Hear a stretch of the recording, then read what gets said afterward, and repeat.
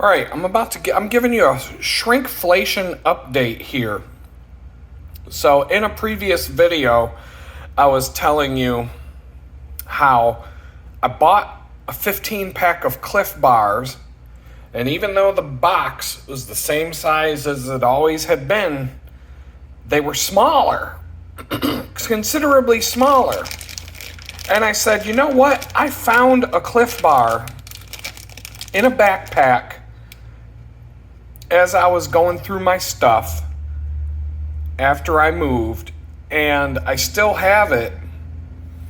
And this is the old ass Cliff Bar with an expiration date of April of 2022. So this thing was probably from 2021. And at first I was like, yeah, they totally screwed us, because this is the new one I just bought. And so, but then I stacked them on top of each other, and I measured with my thumb and forefinger, and I'm like, you know what? These bars are exactly the same size. And then I happened to notice this funny little text here: smaller wrapper, same size bar. And so 2.4 ounce and 2.4 ounces. So the Cliff Bars, I take it back. They did not screw us. In fact, they gave us a smaller packaging, so they reduced the size of the packaging to save some money and save some room in your pocket, because this thing's all air. So, a little bit of psychology there at play. But check this out. All right, I'm giving you a shrinkflation update here. So in a previous video, I was telling you how I bought a 15 pack of Cliff Bars, and even though the box was the same size as it always had been, they were smaller, considerably smaller.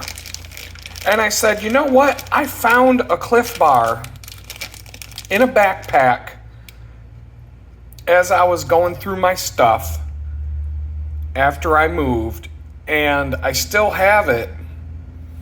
And this is the old ass Cliff Bar with an expiration date of April of 2022. So this thing was probably from 2021. And at first I was like, yeah, they totally screwed us, because this is the new one I just bought. And so, but then I stacked them on top of each other, and I measured with my thumb and forefinger, and I'm like, you know what? These bars are exactly the same size.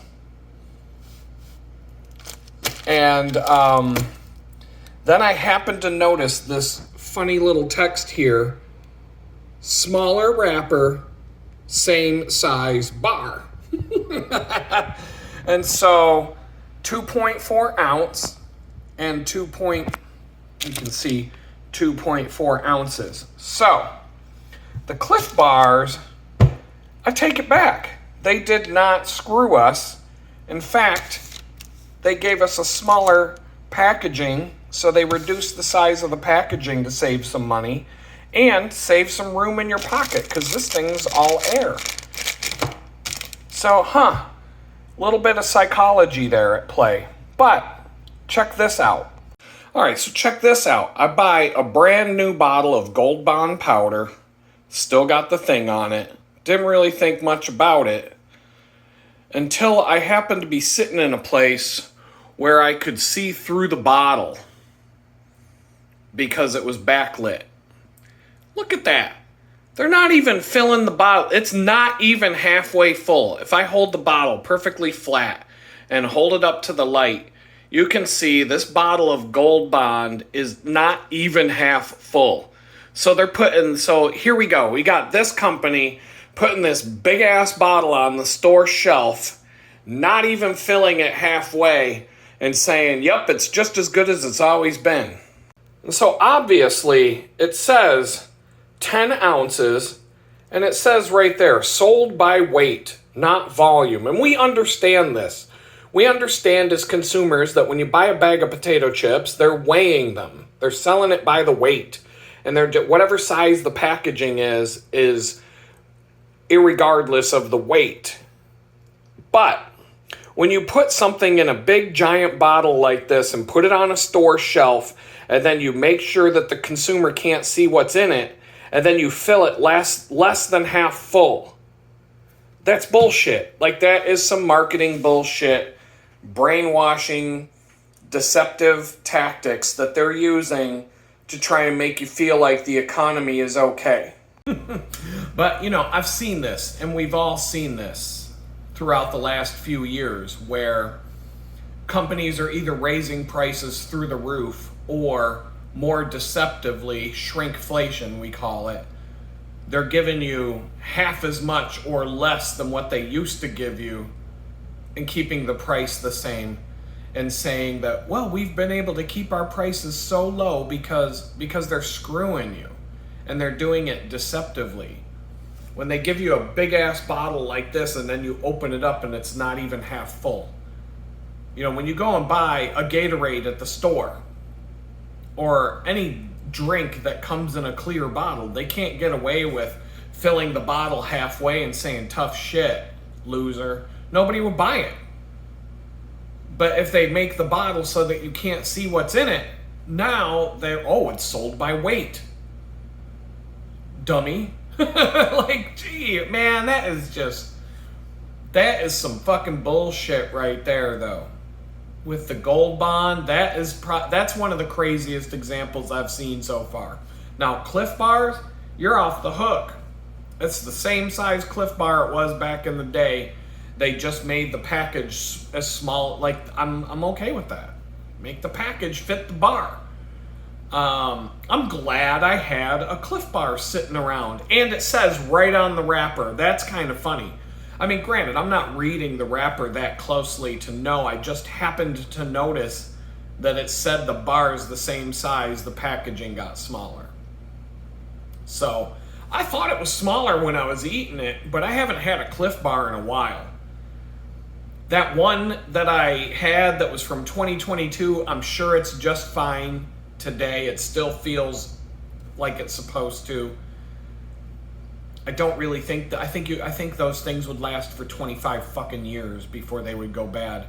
The only reason the Cliff Bars that have the caffeine in them, the coffee beans, those things will rock you if you're not careful.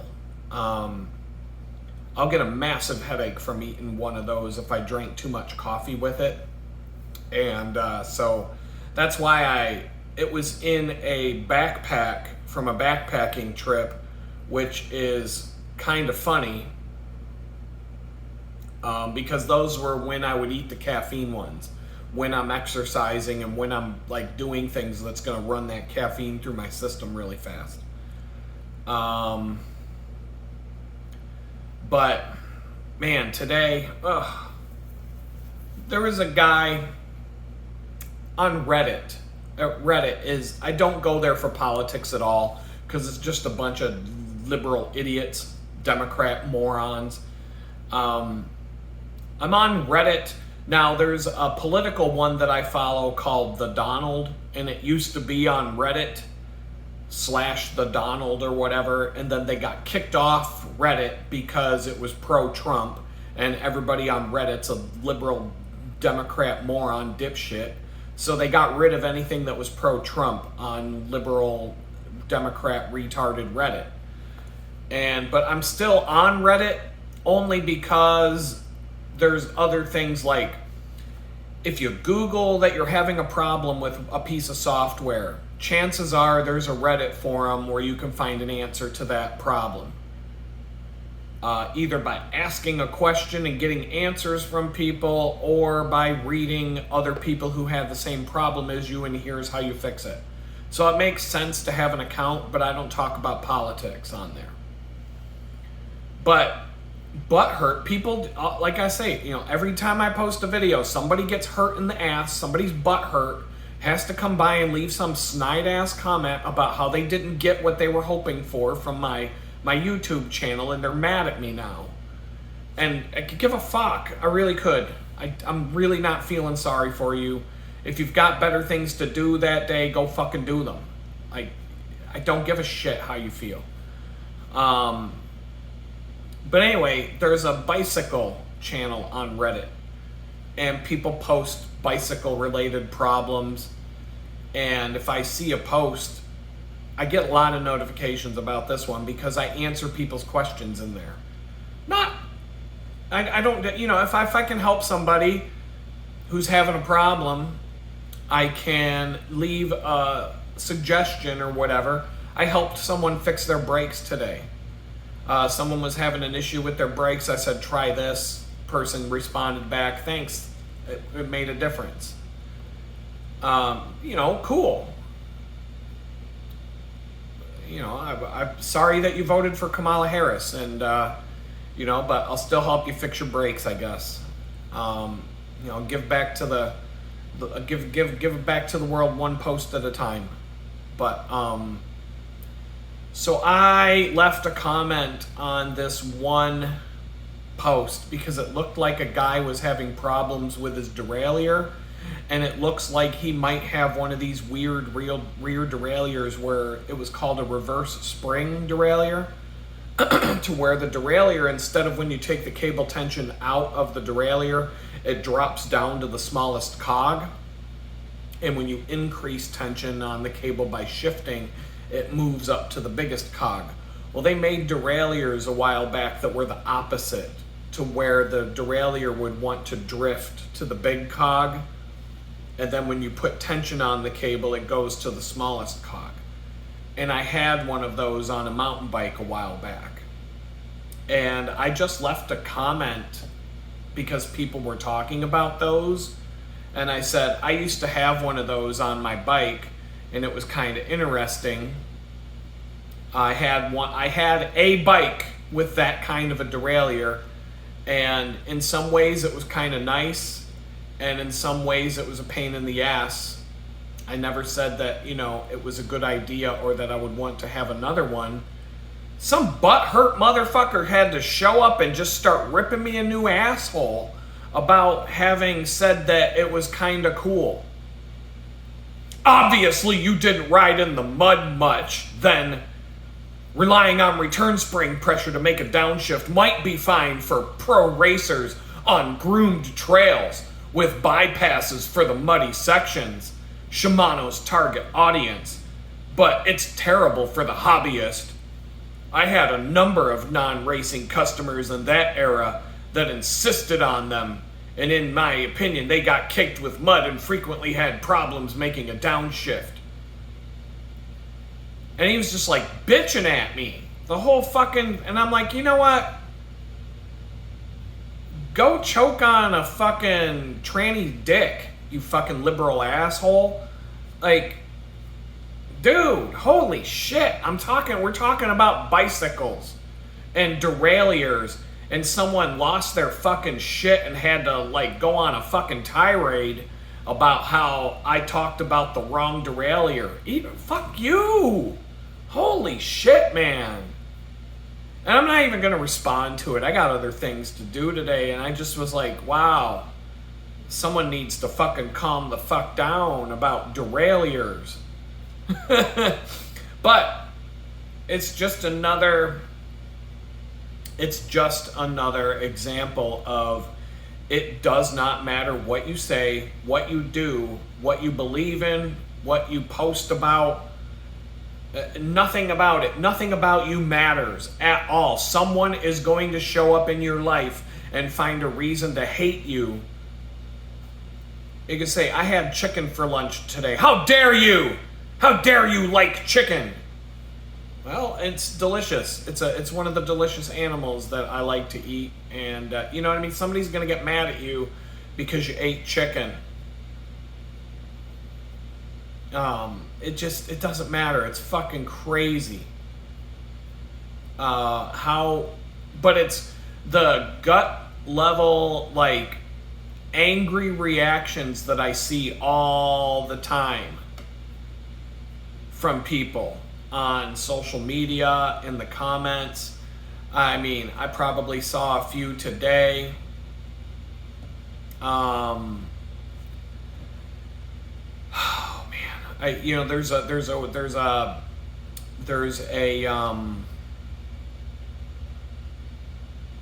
Facebook channel. I guess it's Facebook, YouTube, they're everywhere. TikTok. These two dudes, they pull pranks on people. Either they'll set up a bicycle that's rigged to fall apart when someone steals it, or the latest thing that they're doing is they'll rent a U-Haul and they'll put cameras inside of it and a bunch of empty boxes, and when someone climbs up into the U-Haul to steal stuff, they'll shut the door and lock the door and then take them on a wild ride and swerve all over the road and slam on the brakes and stuff while they jostle the people around inside.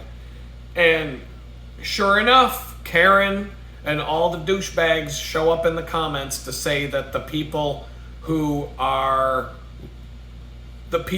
teaching these thieves a lesson should be the ones going to jail. They should be going to prison. They're going to hurt somebody. And it's like, then they get into a battle with all the people saying, don't steal. Problem solved.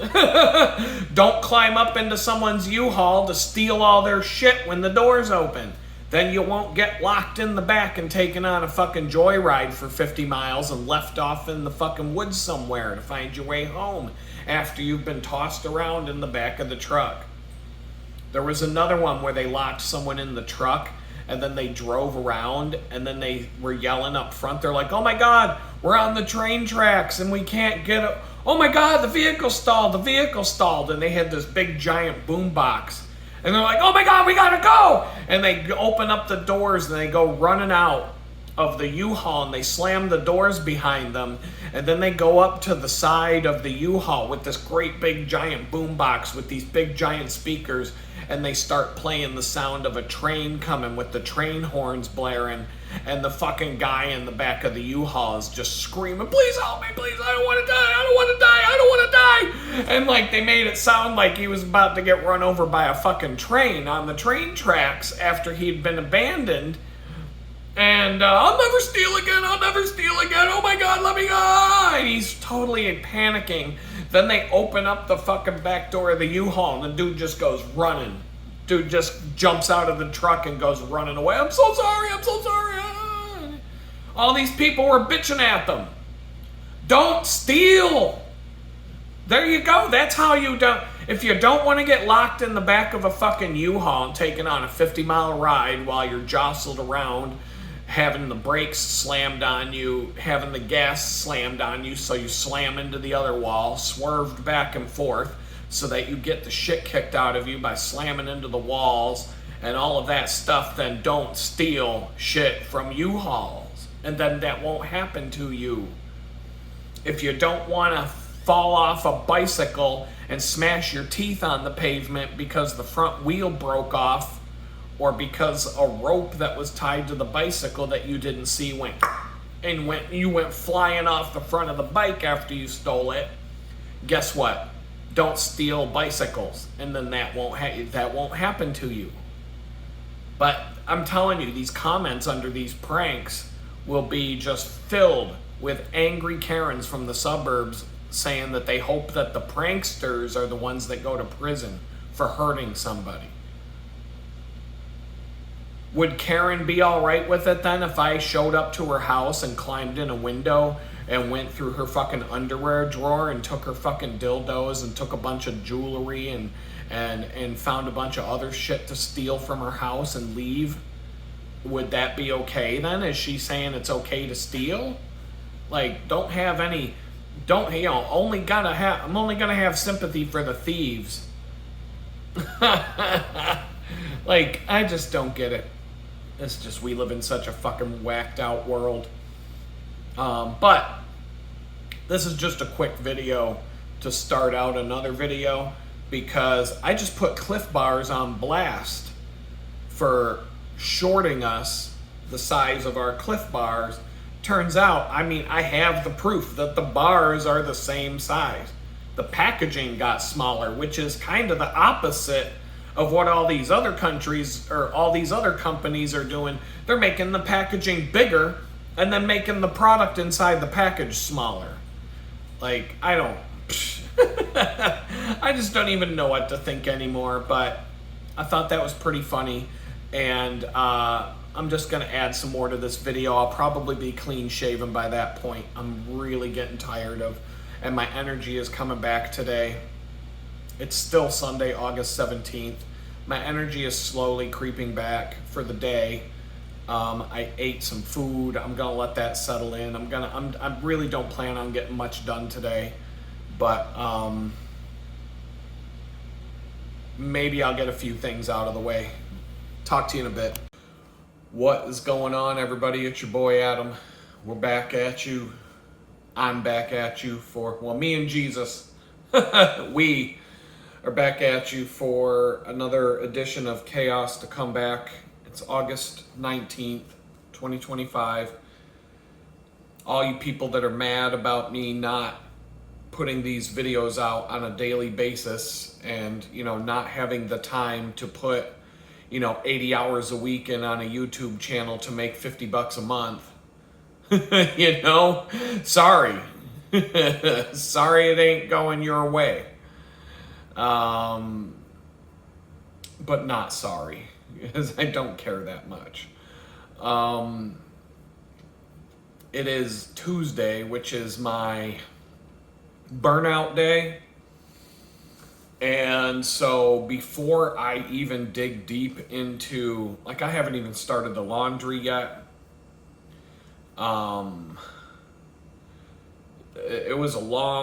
It's been a long week. Last week I would consider more of a failure than a success. The week before that I considered the opposite, more of a success than a failure. This week I just feel shot already. It's just been I don't know, maybe I should put a script together before I sit down and do these videos, but it is the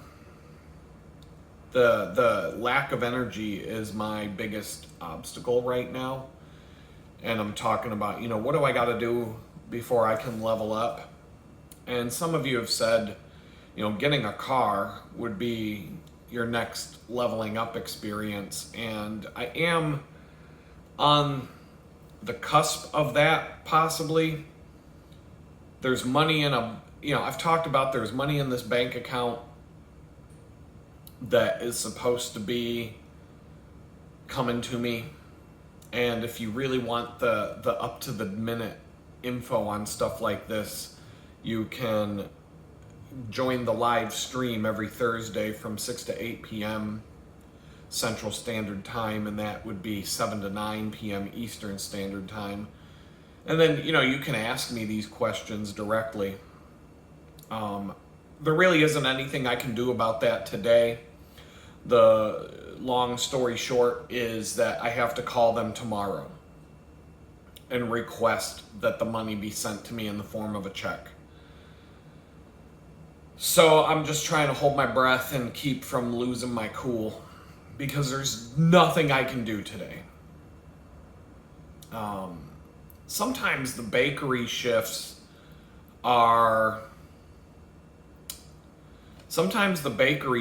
end up being, I don't know what the word is.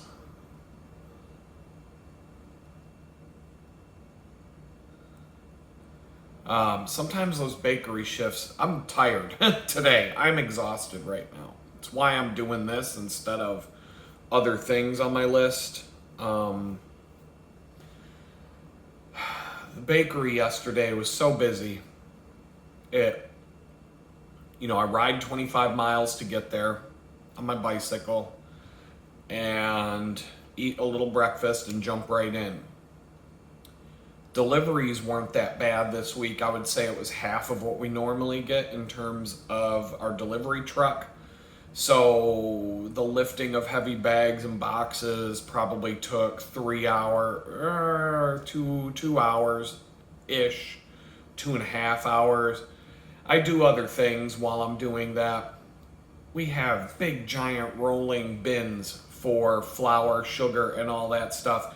I top all of those off typically if there's time to do so. Number one, because it helps me not have to lift as many bags. And B, it's just, it's people appreciate having full bins of all the ingredients, the common ingredients, all the different sugars and powders. And so, yeah, at some point I was done with that. And then, it's a labor intensive job.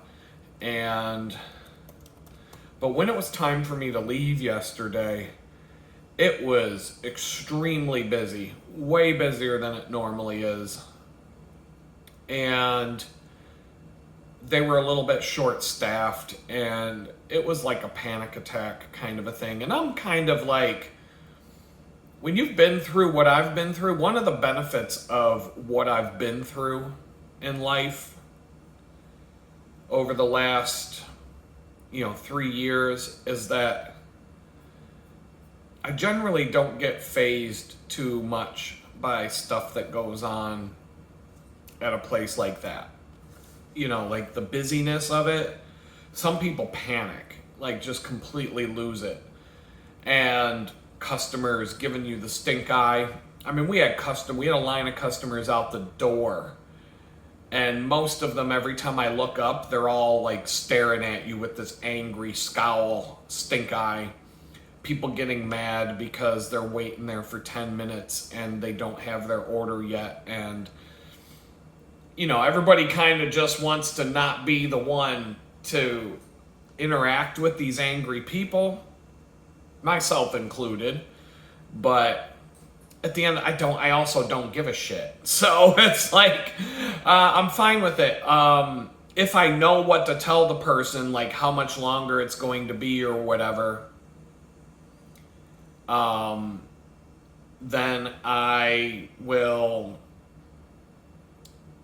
just whatever. I'll inform them. Hey, it's going to be 10 more minutes. Whatever you're waiting for is still in the oven. Thank you for waiting. Psychologically, it's a lot better to say thank you for waiting to somebody than to say sorry about the wait. Because when you say sorry about the wait, you're basically admitting that you fucked up. So even if you didn't fuck up, it's just busy. When a place like that gets busy, it's busy. I mean, it is what it is.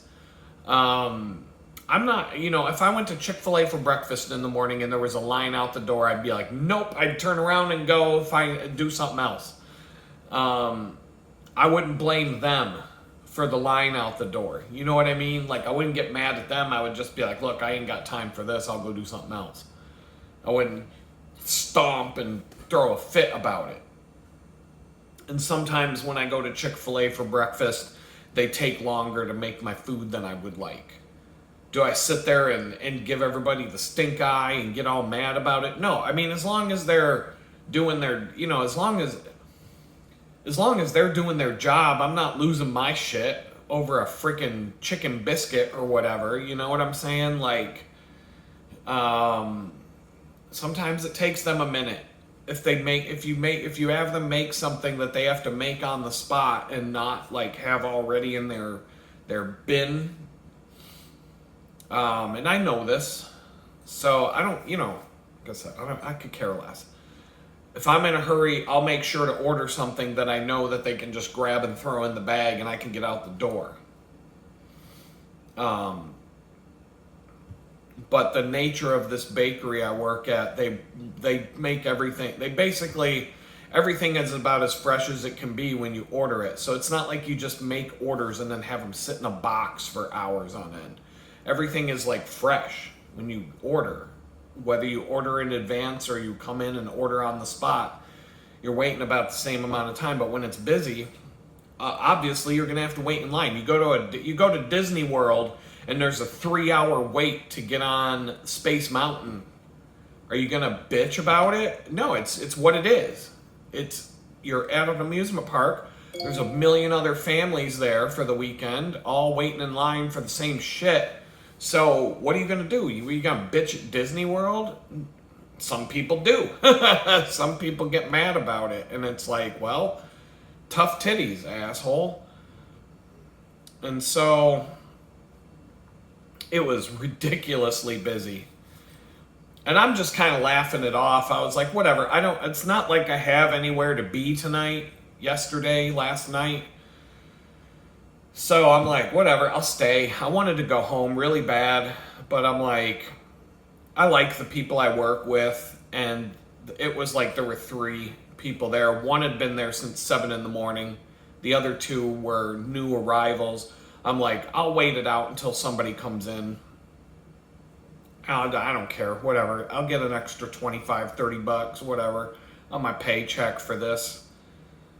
You know, it's not much, but whatever. It makes up for a day or 2 of getting sent home early back a few weeks ago. You know what I mean? At all, whatever. So,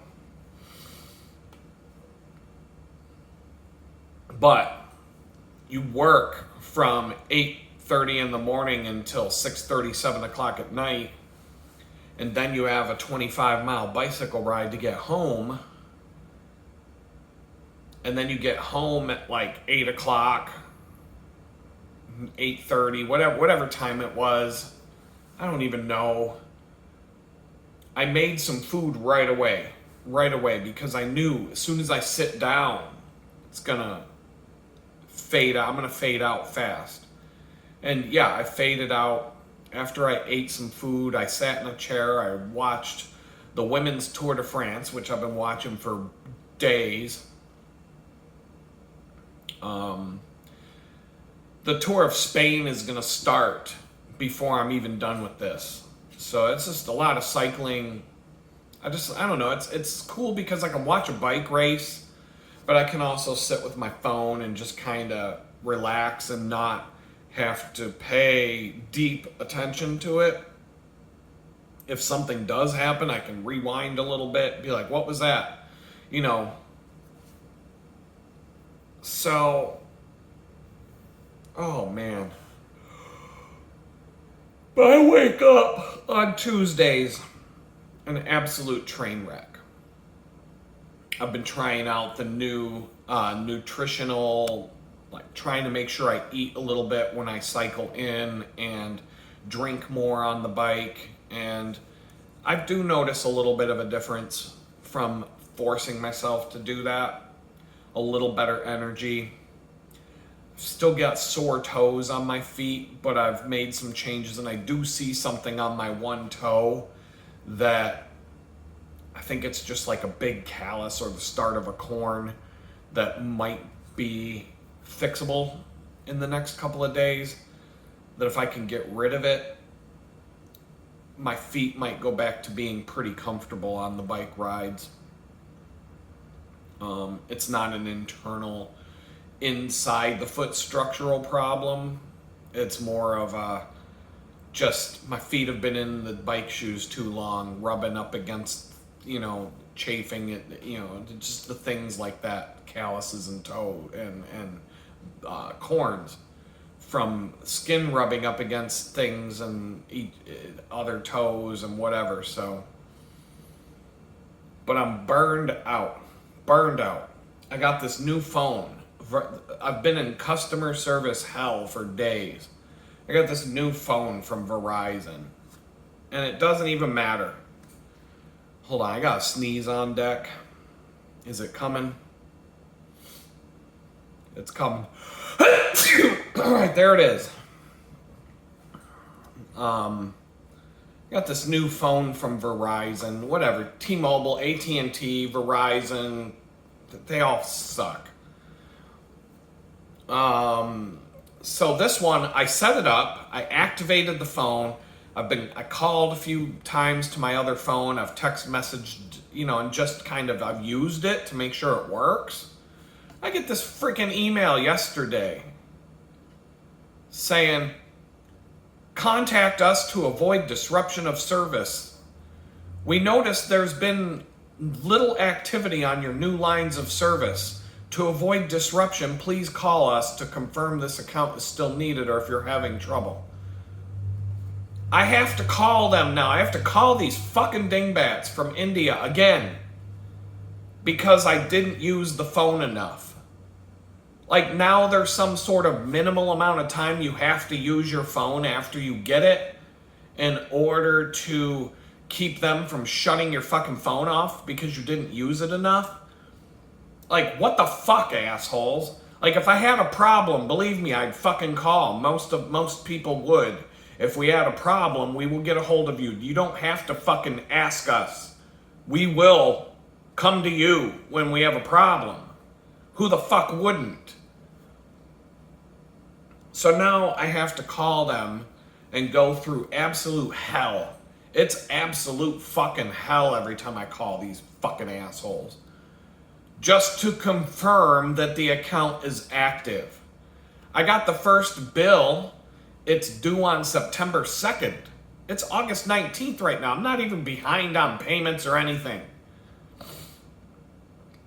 So I'm pissed off about this.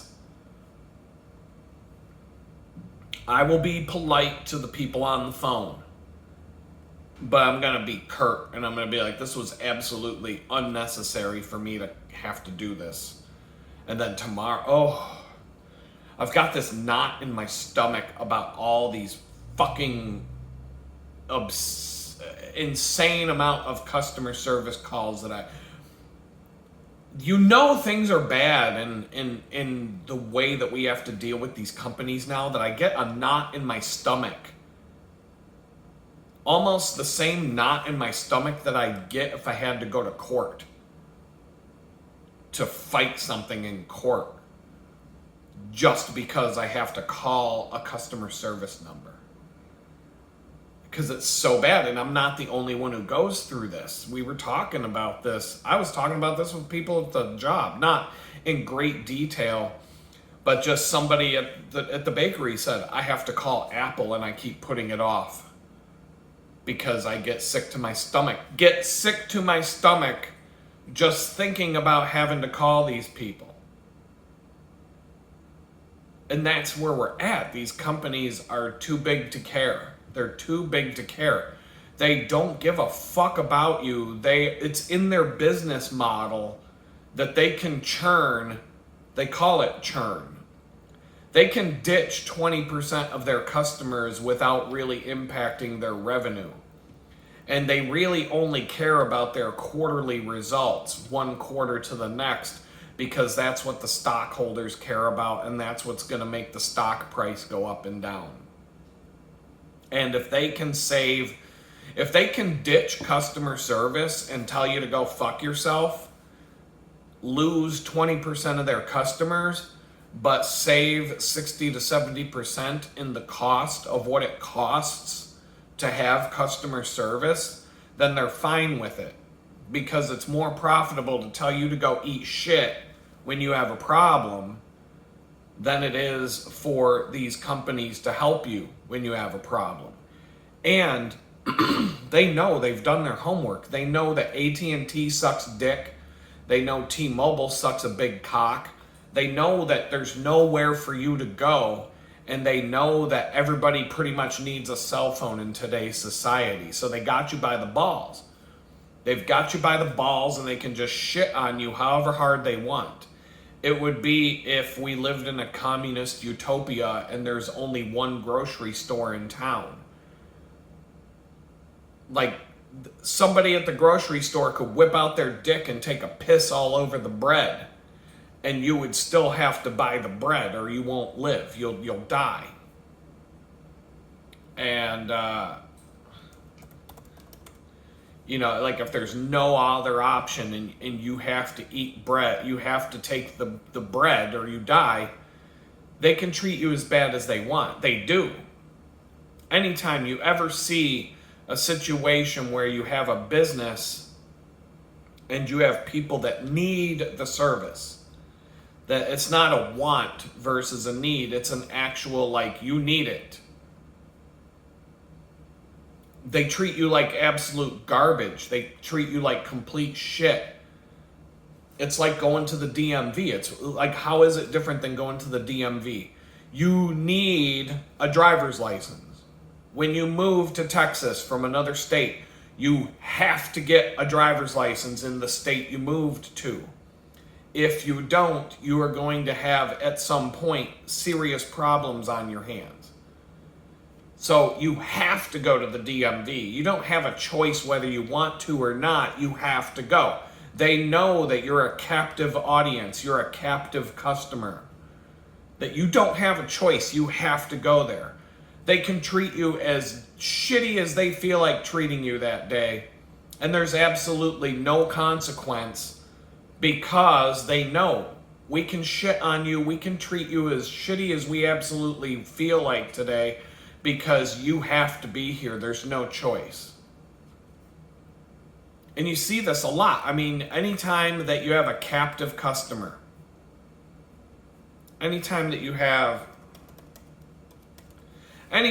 there's a captive customer, it's over. Just one, okay. I'm just checking a couple messages, but anytime you have a captive customer where the customer needs what you have and they don't have a choice, it's the soup Nazi from Seinfeld. Fuck you. They can treat you as bad as they want to treat you, and you just have to sit there and eat it because you don't have a choice. When Pennsylvania got so bad, the DMV was so bad. Anything that you had to do, it was bad.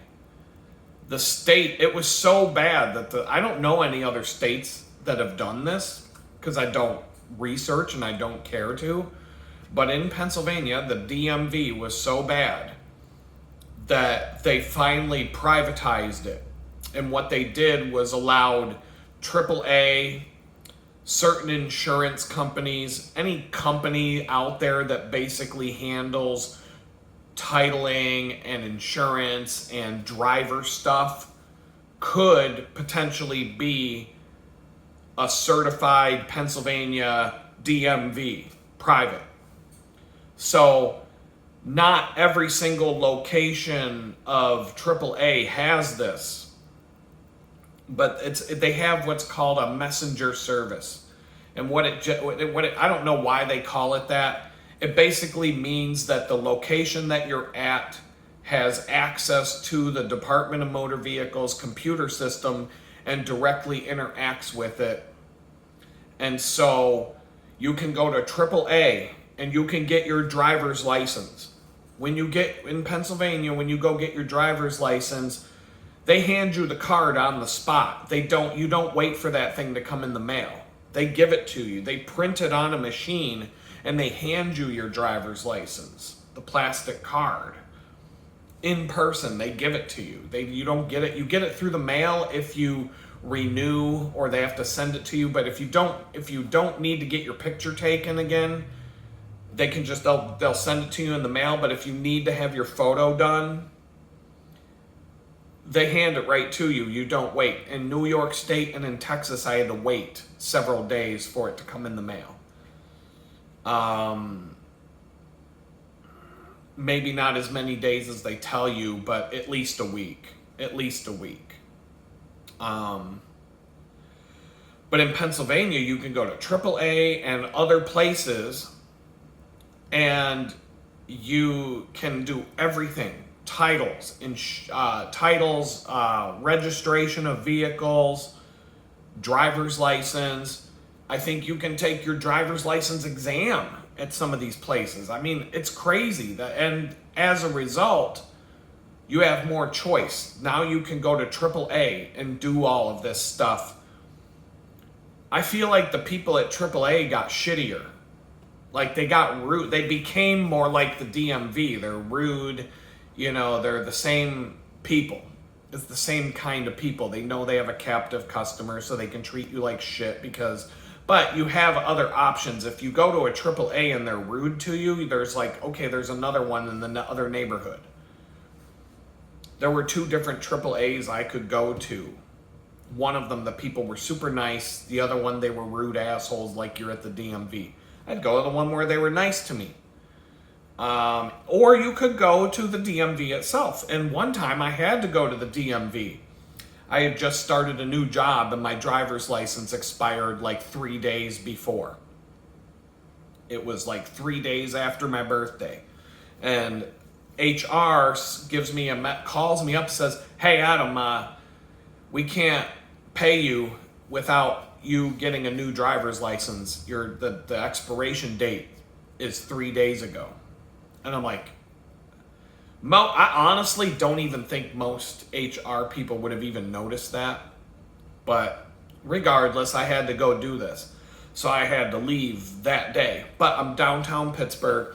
There's a driver's license center right there. So worst case scenario, I go in and I renew it. I pay the fee, whatever, and I wait for something to come in the mail, whatever. It was all going to work out. But I was expecting I told everybody at work, I'm like, I got to go to the DMV, dude. See you tomorrow. And it's like 9 in the morning, something like that. Maybe 10, but like early in the morning. It's early in the morning. They probably just opened. I'm like, I got to go to the DMV. I don't know if I'm going to see you all. I'll see you tomorrow. They all laughed and they're like, okay, I get it. Nobody was mad. It's not that kind of job. I go there. I walk right in. There's nobody in line, probably because of the time of day. I talked to somebody at the front counter, walked around, talked to somebody, paid the money, snapped a picture. Here's your new driver's license. Have a good day. Walked back over. It's like half an hour. I come back to the office. They're like, "Oh my God, you're back." I'm like, "Yeah." No kidding. And so I was able to take a picture of my new license and send it to HR. And like an hour after they told me this, it was resolved. Now, if AAA hadn't got involved, like if the state of Pennsylvania hadn't done that, that probably would have been all day at the DMV, getting yelled at, bitched at, treated like garbage by the people there, and then waiting another 2 weeks for my driver's license to come in the mail, and probably getting my first paycheck 2 weeks late. But the privatization of it the people at the DMV became friendlier and more customer service oriented, while the people at like AAA and the private places became worse, kind of like the DMV. And they met in the middle somewhere. And I think it's funny. Some of the AAA people are extremely rude. Like, it's almost like they used to work at the DMV and then they moved to AAA and they just brought their same asshole personality with them. Who knows? It's all, I would want to kill myself if that was my job. Just working in a place like that with those people around me all day. That'd be about the worst day of my life. But, companies now, they don't have to, if it's something that you need, screw it. They don't have to be nice to you. They don't have to care. So yesterday at the bakery, I stayed. I'm burned. I'm burned out today. Something fierce.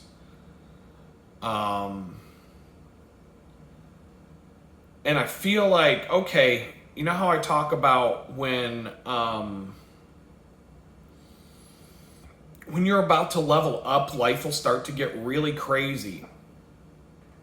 I moved into this place, I leveled up, things chilled out for a bit. I've had a few stressful moments since I've been in this place, but about a little over a week ago, my phone started to act like it's over. You need to get a phone right now, this minute. I'm recording video on the phone, but the battery is all puffed out and bulging, and it's like, I feel like I'm carrying around an Israeli pager. This thing could just blow up in my pocket at some point. and I'm not carrying it in my pocket anymore. I don't even like having it in the house, to be honest, because I mean, it could work for another year like this, or it could just catch on fire while I'm shooting this video. Who knows? And I'll have to grab I'll have to grab the base of my tripod, take it outside and like throw it in the driveway and then try to put it out or let it burn until it doesn't burn anymore. I have a plan. If it does catch on fire, I'll get it out of the house before the house catches on fire. But I have a new phone.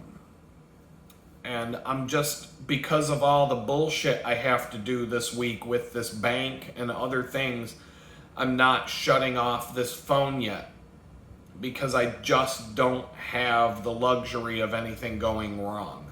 But it just kind of seemed like I spent all last week in customer service hell and one thing after the next, burning me out, working extra hours, just being extremely worn out and burned out. All these things, nothing really bad happening, but things not going right. Things going haywire, off the rails, interrupting my flow, not being able to get things done, not being able to follow a schedule, all that stuff.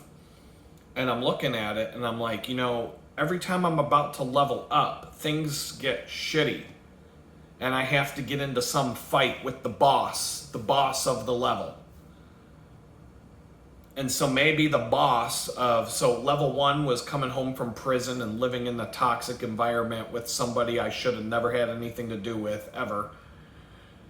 Number 2 was becoming homeless, living in a homeless shelter. Level 3 was moving in with my friends in Houston. Level 4 was moving into the tool shed, the tiny house, and that with that slumlord asshole. And level 5 is where I'm at now. If level 6 is getting a car, if level 6 is all about my energy and time and trying to figure out how to fix that problem, because that is my biggest problem right now.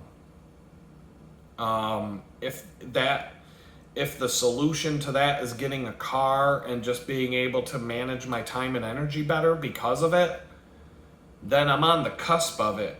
And the boss of the level is dealing with rude, obnoxious, douchebag customer service people left and right, fending them off. Like I've got a shield and a sword and I gotta cut these people down and keep calling and keep calling and keep calling and putting up my shield and blocking off their attacks. And like this is the end of the level maybe, because it's like ridiculously bad. My phone goes crazy to the point where I'm like, I shouldn't go another day without trying to get a new phone. And I had to completely shift my priorities and focus on that. And then the very next day I get that letter in the mail saying that you have money in this account that we want you to, you have to claim it by such and such date. And that date is this weekend. And they're still jerking me around and they won't give me the money. It's like they're trying to run out the clock so they don't have to send me the money. At some point, we'll see. I'm just trying not to focus on that. I have done, believe me when I tell you, I've done everything in my power. And I honestly think that it's a test of my patience to just wait, follow their process, and deal with these assholes as they come at me without losing my shit in the process.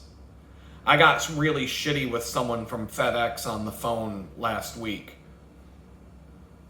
But it really boiled down to I had to call about 15 or between 15 and 17 times. I don't know, I could look at my phone and tell you exactly how many times I had to call the number. And it's like you have to figure out a secret code that allows you to talk to a human being when their automated system just wants to put you in this endless loop of trying to answer but it's like I have a issue that's not going to be solved by a robot. I need to talk to a human being, and they don't let you. They don't let you talk to a person anymore. There's people there. They may be from India, but there's people there. And sometimes your issue is more complicated than a... Believe me, if I could get an automated fix to an issue, I would absolutely be fine with that.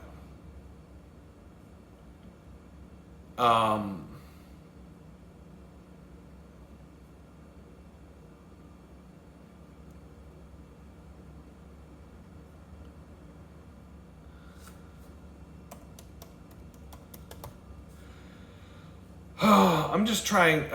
you gotta be fucking kidding me.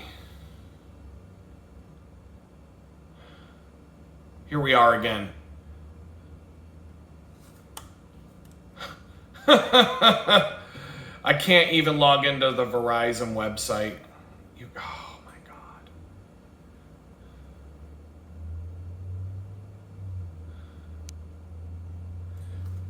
We're in for a fucking nightmare. This is gonna be my day.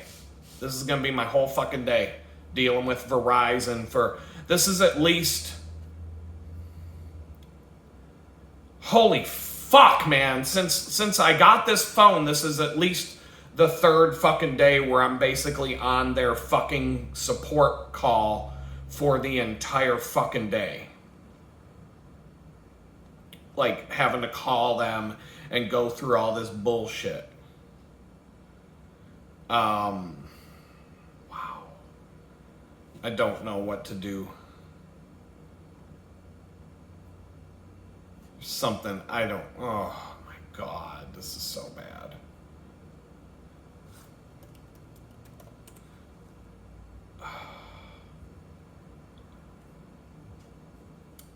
This fucking app.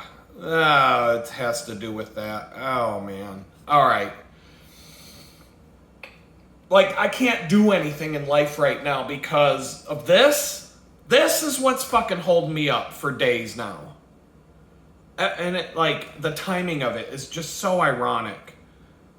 Phone goes dead, bank issue pops up the very next day, and all of a sudden, before I know it, I'm in customer service hell. Absolute fucking hell. And it doesn't stop. It doesn't stop. I should not have ever had to talk to a human being to get this phone.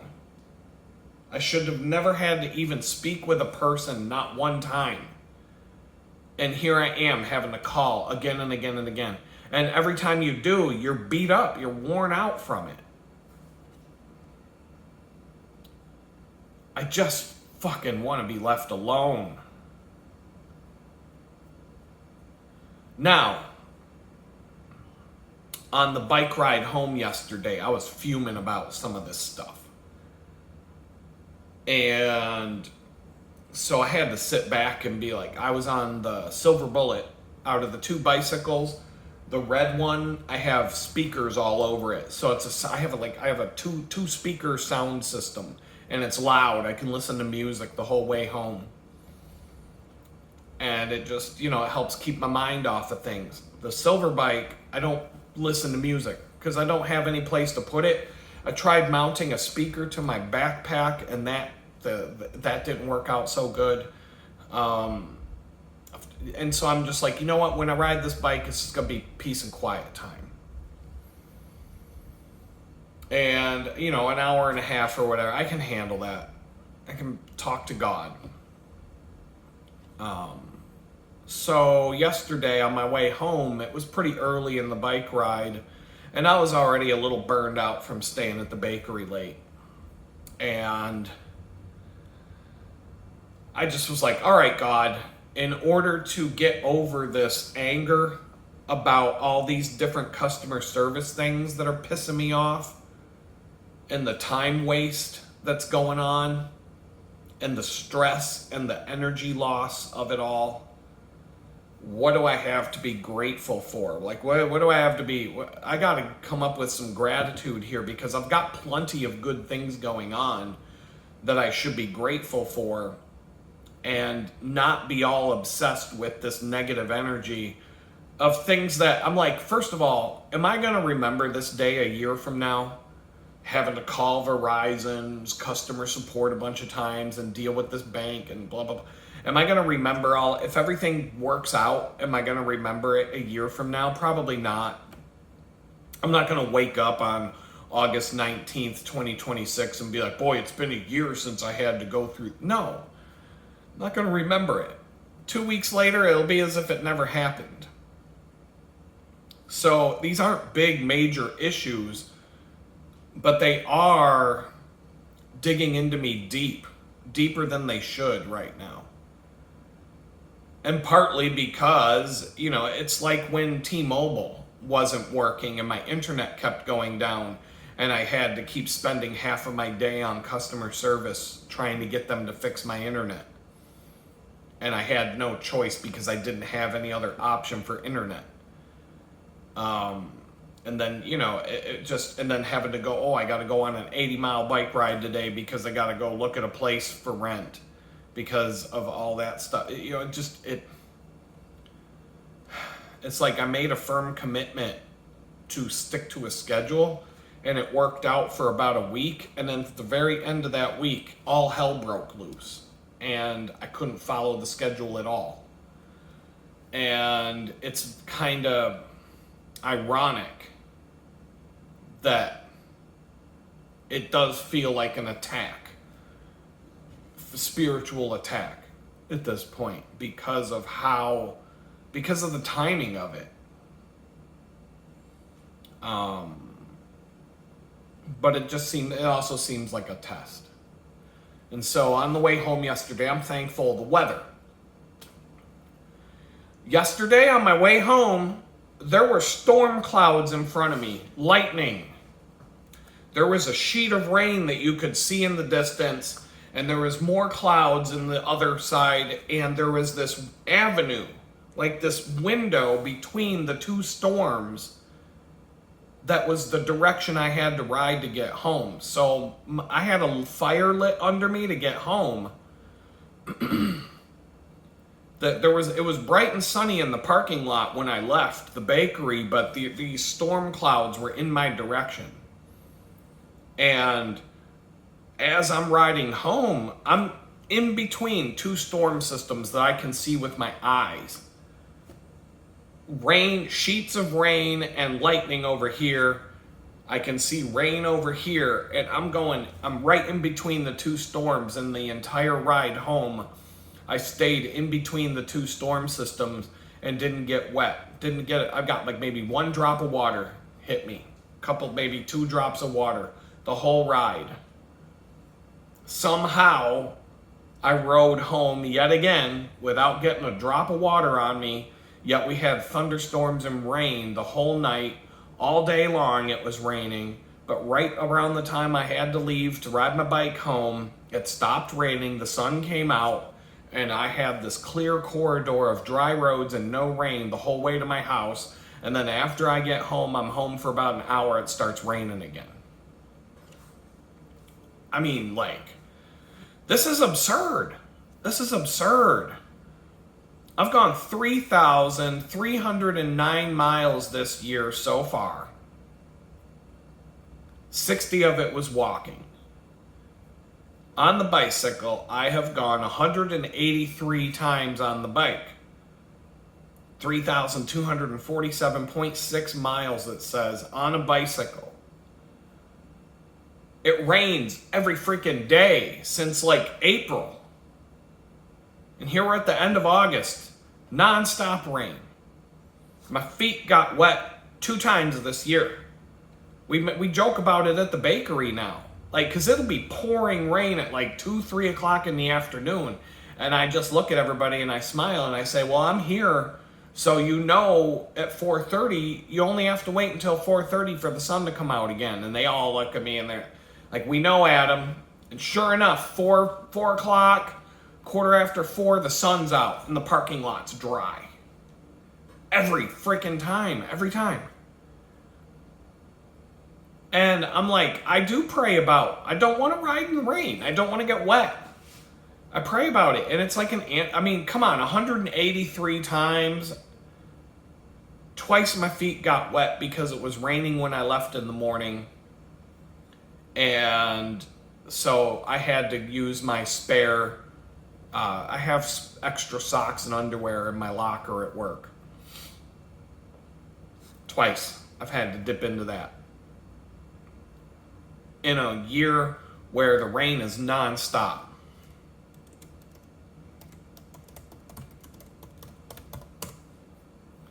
How much rain do we have this year?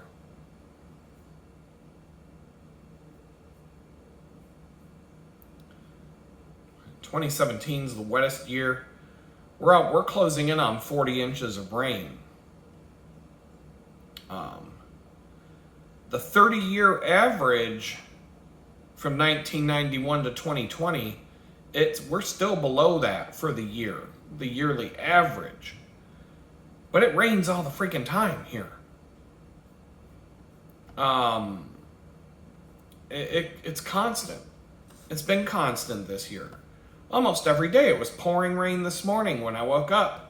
It's sunny and nice now, but there was thunderstorms and rain this morning, heavy rain. Like, rain was so heavy this morning that the traffic on the road in front of my house was going at a crawl because they probably couldn't see out their windows. It was raining so hard.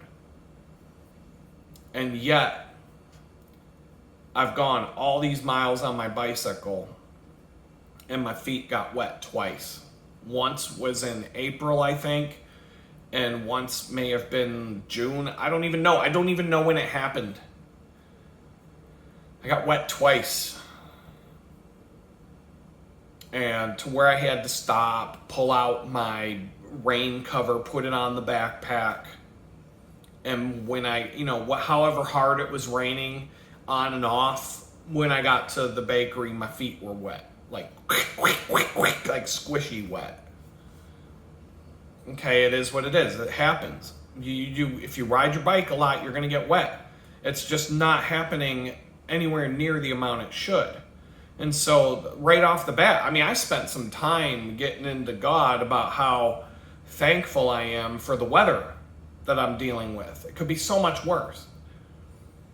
I like the people I work with. At this bakery, there are things about where I'm working and where I am that are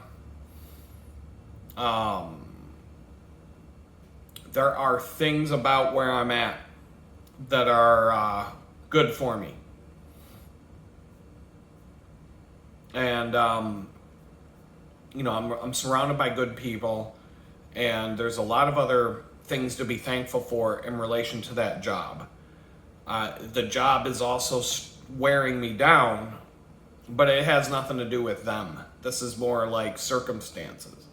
Having to ride my bike to and from, having to be so far away from it, the fact that it's a labor-intensive job, etc. But there's no bitterness. I'm not bitter about that. It's just, I need a change. I need something to change.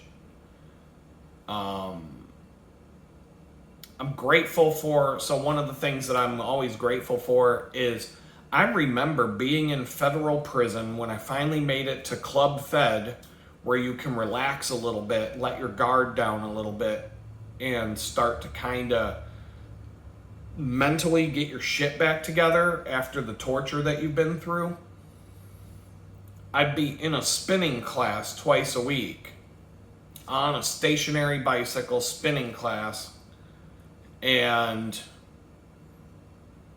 with the just closing my eyes and wishing that I could be out on a real bicycle, out on the roads, riding my bicycle and having that freedom again. And so now I'm sitting on the bicycle doing exactly that, on a nice bicycle, cruising down the road, saying to myself, I'm saying to God that I'm so grateful to actually be on this bicycle right now. and enjoying bicycling again. I'm doing exactly what I prayed about when I was there, that I can get on a bicycle and go bicycling again and enjoy it. And I do enjoy it when I'm doing it. Today it doesn't look like I am, but come and see me when I'm on the bike. I'm okay. I'm actually I enjoy my time out there. I don't enjoy that drain that I feel today. I don't like being wiped out when I've got things I gotta do. But I'm out there riding my bike on the roads. I don't have a curfew. I'm not living in a homeless shelter where I have to be in the homeless shelter at you have to be inside by 9 o'clock at night.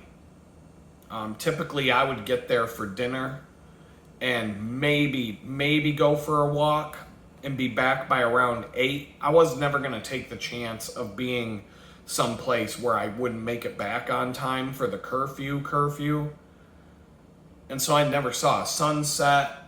I never got to do things after dark. You're locked in there. You can leave, but you can't come back in.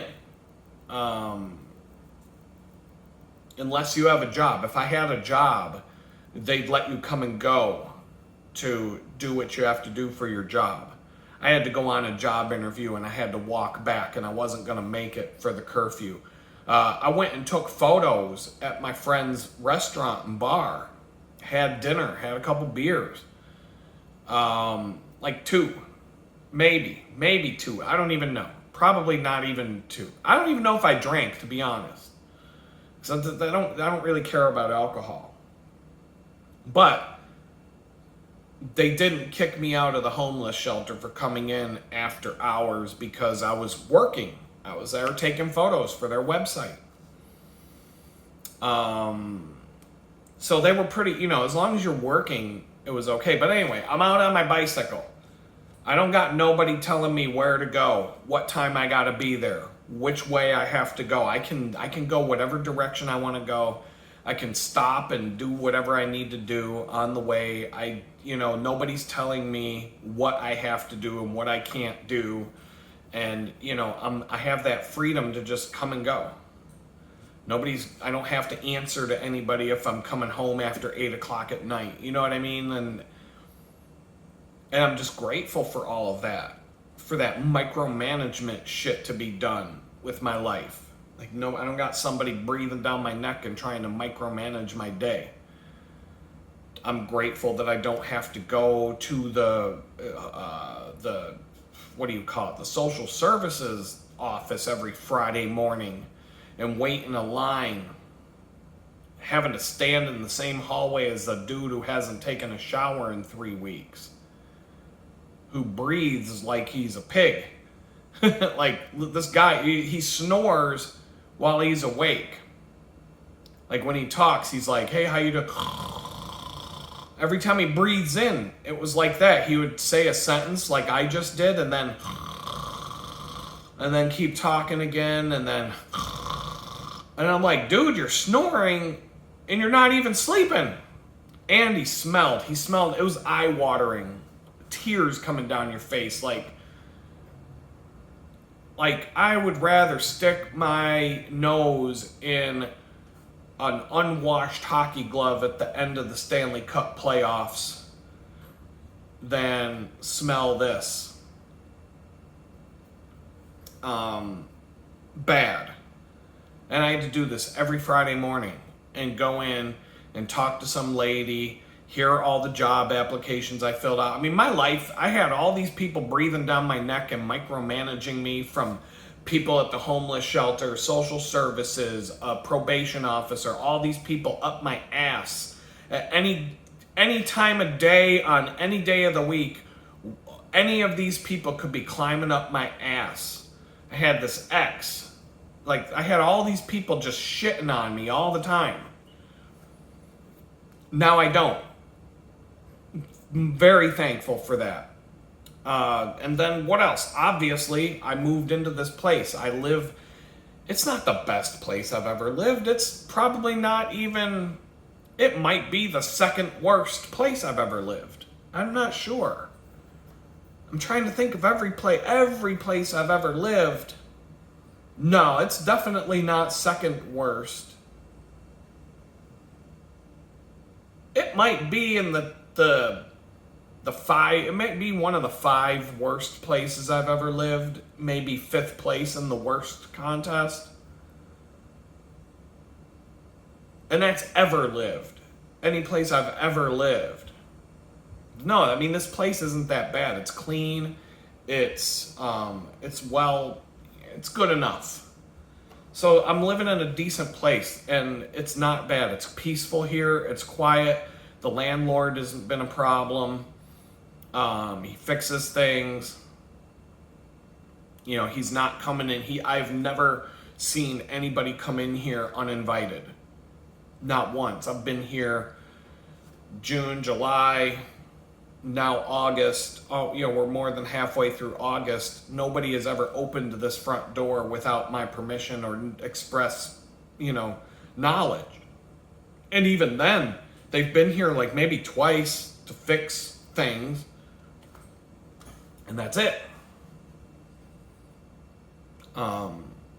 So I've got, and I just kept going down the list of all these things. On my health, I'm burned out, I'm tired, I've got some foot problems, etc. But I'm riding my bicycle 100 to 200 miles a week, and I'm healthy enough to do that. And I work at a job that's very physically demanding. I'm thankful for that. I've got freelance work to do. I'm grateful for that.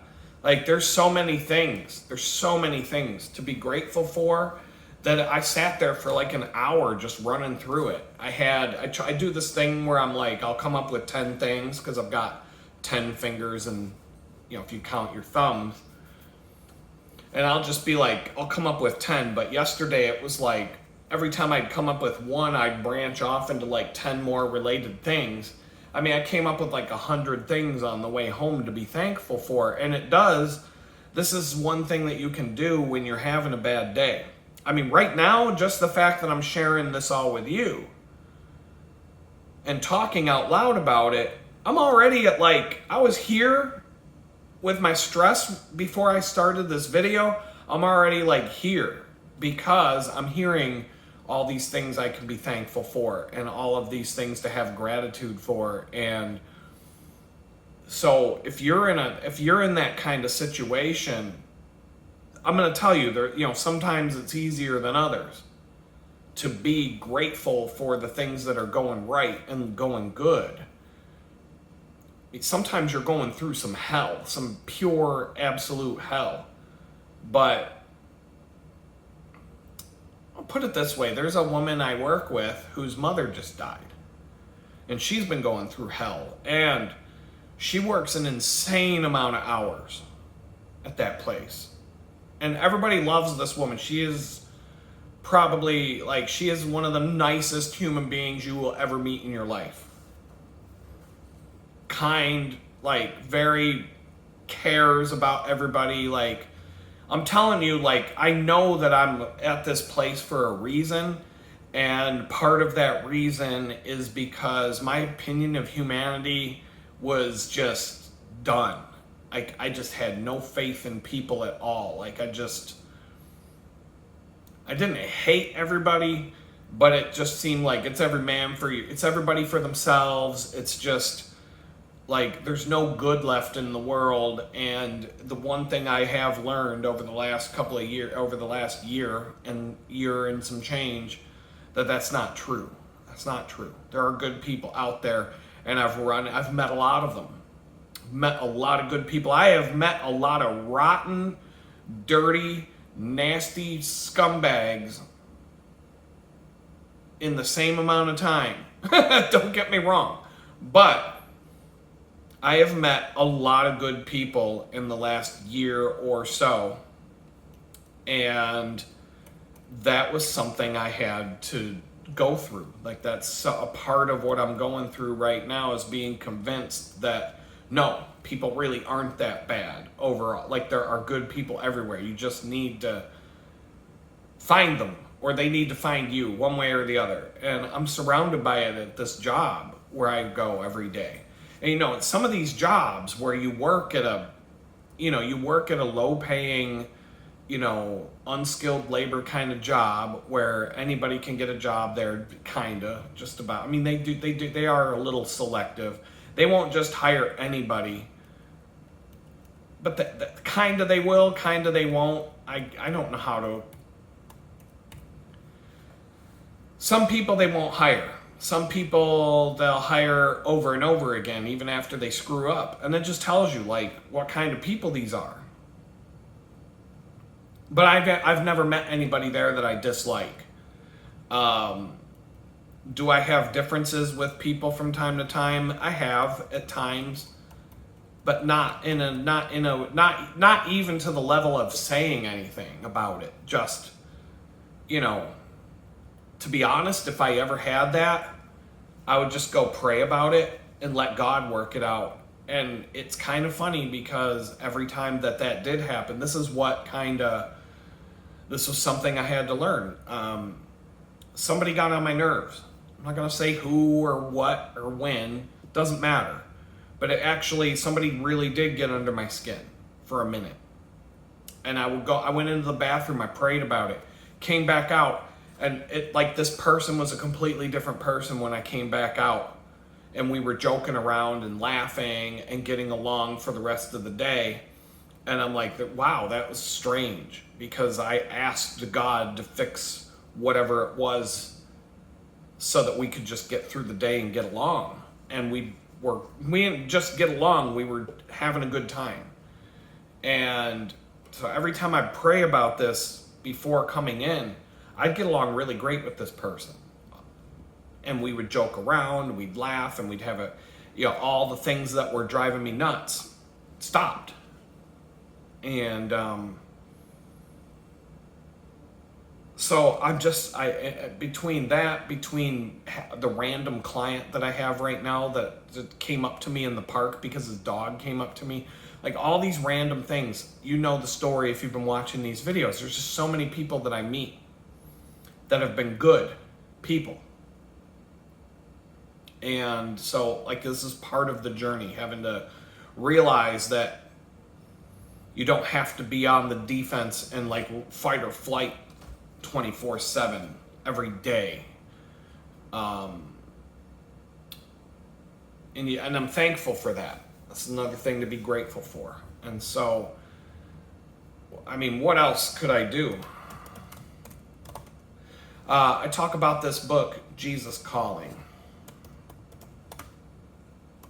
May as well, since I'm talking about it, may as well read today's on the spot. But, so I bought the woman whose mom died. We all got together and we put a basket of gifts together. Everybody at the place I work. We filled this basket, all kinds of stuff. And so I got her two things. One of them was the book, Jesus Calling. I knew she would like the book. This is right up her alley. And how I talk about how this book matches up with whatever you're going through on whatever day.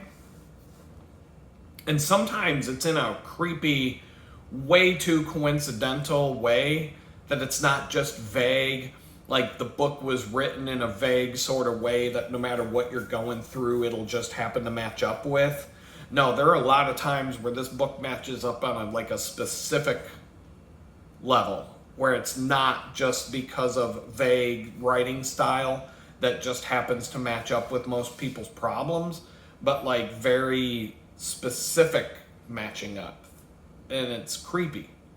In a good way, creepy. And so I love this book. So I bought her that book. And she told me that when she was at her mother's funeral, she was reading that book each day, and she said each day that book was exactly what I was going through.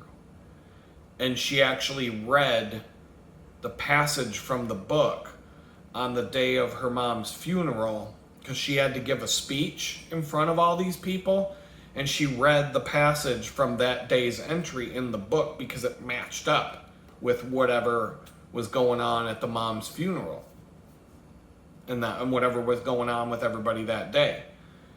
And she said she's been reading it every day. And I said, I didn't get into the details of how I found this book because it was shared with me when I was in prison.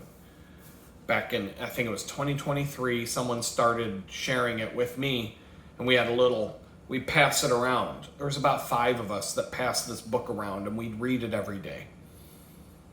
And then the book kept finding me. I'd go to another prison, and somebody else would have the book and be like, here, you should read this. And I'd be like, I love that book. And so this book kept finding its way to me. And so now I just read it online. But the book was only $10 on Amazon. So if you're looking for it, the leather bound, the pleather, it's got like a pleather cover. There's different versions of it, and the differences are the cover of the book. But the nice one with the pleather, fake leather cover is like $10 on Amazon. I would buy it. I just don't want to spend $10 today, but I might just buy it and have it because I like this book so much. But on August 15th, which was last Friday, I was stressing pretty good, and I probably already read it to you guys. It matched up with what I was going through. I'll just read it. It says, I am the God of all time and all that is. Seek me not only in the morning quietness, but consistently throughout the day. Do not let unexpected problems distract you from my presence. And that's a big thing for me lately. Unexpected problems came out of nowhere, multiple directions, distracting me from all kinds of things. So talk to me about everything and watch confidently to see what I will do. So I just need to be like, God, can you handle it? Because I can't. All these things, all these unexpected problems came at me, and they're distracting me from everything I need to focus on. God, can I just confidently be patient and wait to see what you do? What will you do? And so I do have faith that God tends to come through in these situations, and especially if I'm not losing my mind and getting all impatient. Adversity need not interrupt your communion with me. When things go wrong, you tend to act as if you're being punished. And I do. I feel like I'm being punished. Like, how many more blows to the face do I need to get hit with because of what I did 3 years ago? You know, like there's a guy who killed somebody who I had to share a jail cell with, and he went home in 14 months after killing a guy. And all I did was post some shit on social media. Today I read they just arrested another woman for threatening Trump. On social media, she said she wants to gut him or cut him open or something like that. She, just a leftist who ranted. The Secret Service came. They charged her with the same shit they charged me with. So now she's in prison. She's probably going to sit there for 2 years, 14 months at the minimum. Go to court, get time served, go on 3 years of probation. I'm going to keep track of all these people that I find, because this is like the 4th one I've found lately. And I keep forgetting to I'm going to have to actively put their names somewhere in a list so that I can track what happens to them. Because I'm not going to get a pardon. I'm not going to get any of the shit. Because if Donald Trump's administration is arresting all these people for doing the same thing I did, and then he gives me a pass, then that's going to make him look like a hypocrite, and it's going to make him look like, well, as long as you're a Trump supporter, you can get away with that. You know what I mean? Like, they're not going to fucking do anything for me. But I keep getting hit with one thing after the next, and all these blows keep hitting me because of what happened then. And it's like, how much more does my life have to be destroyed until I've paid the price, until the price that I have paid satisfies the debt. And so this says, instead of that negative response, try to view difficulties as blessings in disguise. Make me your refuge by pouring out your heart to me, trusting in me at all times. A blessing in disguise, boy, that's a tough one. When you're being the opposite of blessed and you're being shit on left and right, that's really tough. I'm not gonna lie. So what does it say today? That was Friday. And I'm not gonna read you each day since, but I'll talk, because I don't read it. If I forget to read it, I don't read it the next day. I don't try to I figure this book is gonna be with me for the rest of my life. So at some point I will be able to have said I've read it all. I don't read it every single day. Lately, probably twice a week. Sometimes I read it every day of the week. It just depends on where I am and what I'm doing. August 19th. I continually call you to closeness with me. I know the depth and the breadth of your need for me. I can read the emptiness of your thoughts when they wander away from me. I offer rest for your soul as well as refreshment for your mind and body. As you increasingly find fulfillment in me, other pleasures become less important. Knowing me intimately is like having a private wellspring of joy within you. The spring flows freely from my throne of grace, so your joy is independent of circumstances. Waiting on my presence keeps you connected to me, aware of all that I offer you. If you feel any deficiency, you need to refocus your attention on me. This is how you trust me in the moments of your life. And so I'm not saying that matches up 100% precisely with what I'm doing today. And it is kind of like one of those vague writings that could apply to anybody today. But I do feel that I need refreshment for my mind and body, particularly the body. I'm beat. It gets worse each week. I was so worn out on Sunday, I could barely do anything. I'm so worn out today from all of the physical stuff. I'm losing Saturday, Sunday, Monday, Tuesday to this bakery thing. I will get things done today. I will get the house clean. I will get some things out of the way because I can do certain things today with this low energy so that, it's Wednesday, Thursday, Friday now are my days to be productive, do freelance and all the other stuff that I have to get done. I get 3 days a week. Imagine if you had a full-time job and you have 5 days a week to you work Monday through Friday, 40 hours a week, and you need to accomplish certain things every week, but they took 2 of those days away from you every week for useless meetings and stuff like that. So it's basically Monday and Tuesday are completely gone. Completely, like 9 a.m. to 5 p.m., 9 a.m. to 5 p.m., you're in useless meetings that accomplish nothing. And then you have Wednesday, Thursday, and Friday to get your stuff done. How fast would your projects move forward if you lost 2 out of the 5 days? And then you have 2 days over the weekend to recover and relax and get over it. And I'm in the situation right now where 4 out of my 7 days are gone One of those days I can relax. That's Sunday. I get one day to kind of recuperate and relax. I do this bakery thing on Saturday. Then Sunday, I pretty much do nothing, as close to nothing as I can. Monday, you do it again.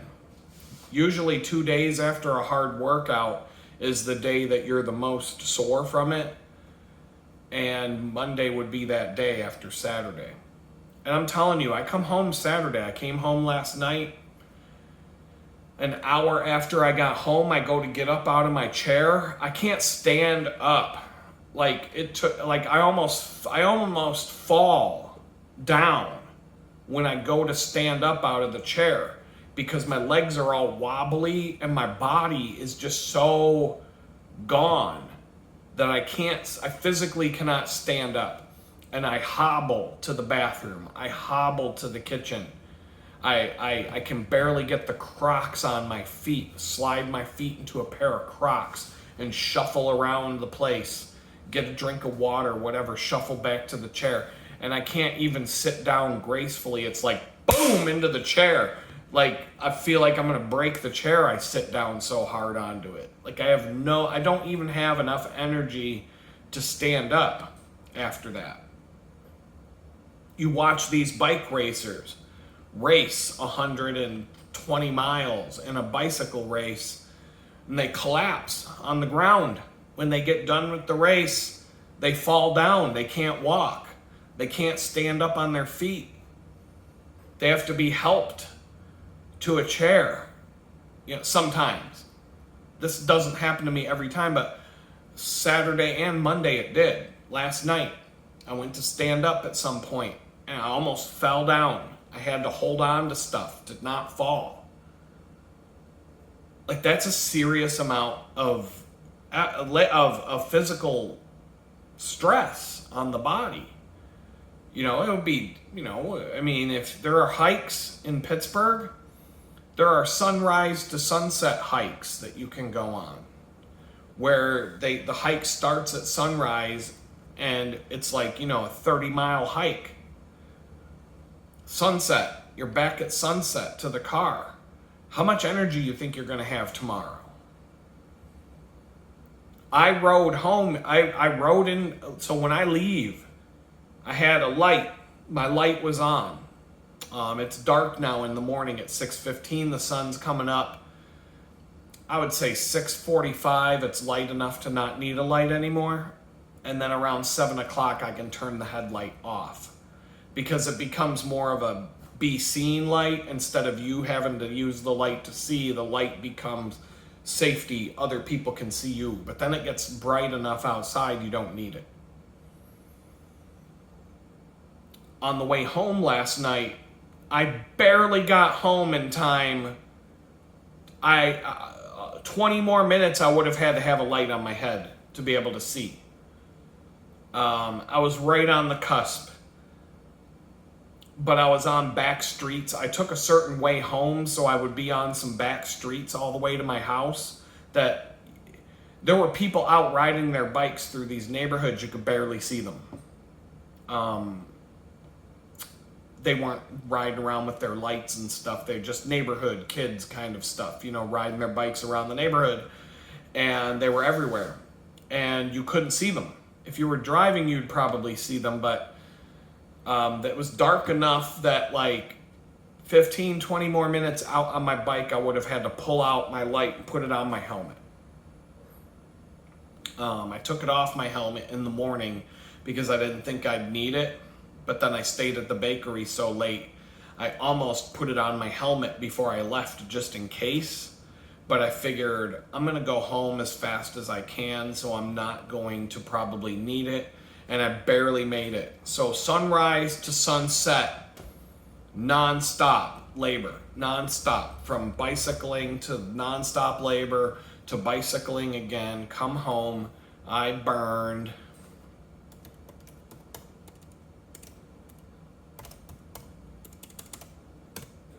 Yesterday I burned. Give me a second here.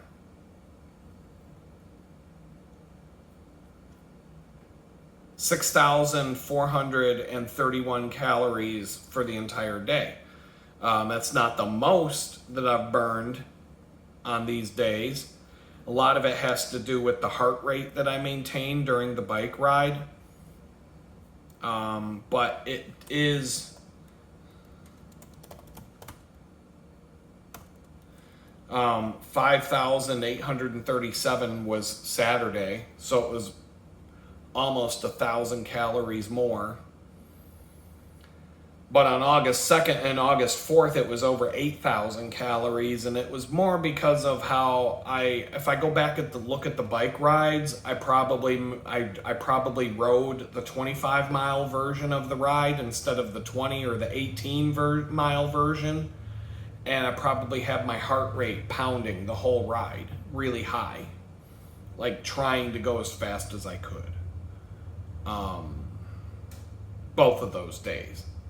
And it makes a difference. It's significantly more calories if I really push myself versus just cruising and turning the pedals. Both are beneficial to your fitness and health, but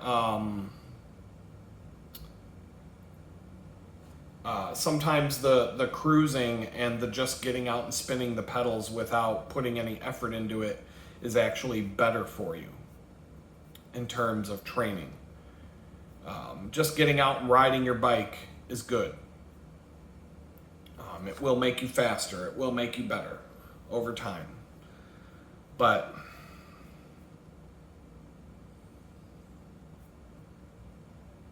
this is where I'm at. This is you can hear it in my voice today for sure, because I have I'm just running out of energy.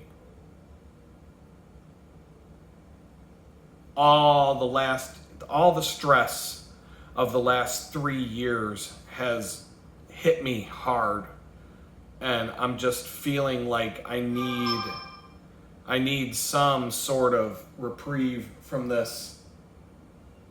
This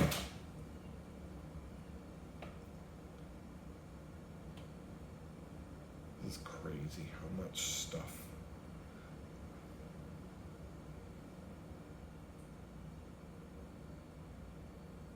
So it's just crazy how much nonsense and how much the stress has overwhelmed. Overwhelmed is not even the word. It's just, it's catching up, mainly because I reached a point when I moved into this place where I could let my guard down just a little bit. And it's like,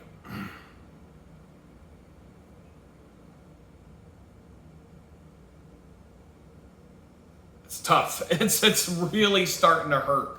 It's really starting to hurt. And I don't know. If I can get a break. Come on, dude. What? This phone just keeps, this new phone. Get the most out of your device. Play this stupid game. Like, they're sending me these messages. I get these, you know how it is when you get a new phone and you got to set it up. But because I'm not using it enough, now I got to call them and say, sorry, I didn't use my phone enough. Don't shut it off.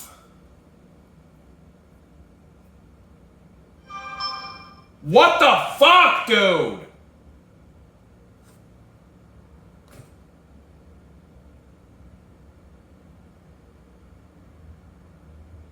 All right, we gotta turn the volume down on that. I can't handle this shit right now. Like, what the fuck, dude? That thing will just sit there and beep at you like 30 times an hour. And it's nothing. There's not a single text message or phone. I have not received one phone call on that phone or text message that I didn't initiate since the day it came to me. And so I'm really leaning towards changing my phone number. Because I think it would be nice to just have a fresh phone that doesn't do that. that only rings if it's important. I don't know. So I got a lot of stuff to figure out, and it's like an 1.5 hour long video. I know the video is boring. I mean, it is what it is. So I'm going to let you all go. You can go live your life, do your thing. We'll talk again. I'll talk to you later. Peace.